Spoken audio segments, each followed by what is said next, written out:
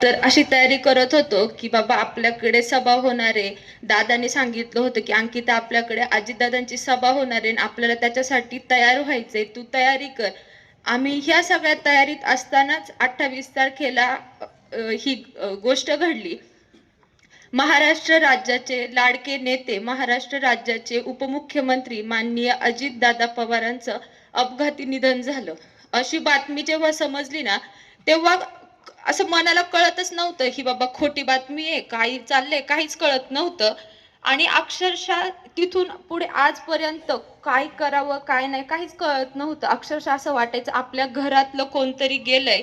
आणि फक्त त्या पक्षाला म्हणून दुःख झालं नव्हतं, तर महाराष्ट्र राज्यात प्रत्येक घरात, प्रत्येक व्यक्तीला हे दुःख झालं होतं. कारण दादा म्हणजे फक्त माणूस नव्हता, सर्वसामान्य लोकांचे प्रश्न दादांनी सोडवले होते.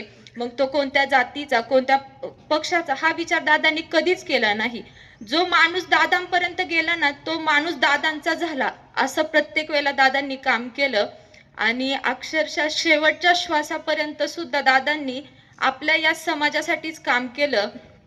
आज खरंच म्हणजे आमच्या सर्वांनाच खूप ह्या गोष्टीचे दुःख वाटते की आज या ठिकाणी उभं राहून, आणि माझी तर पहिलीच वेळ होती की मी दादांना प्रत्यक्षात पाहणार होते.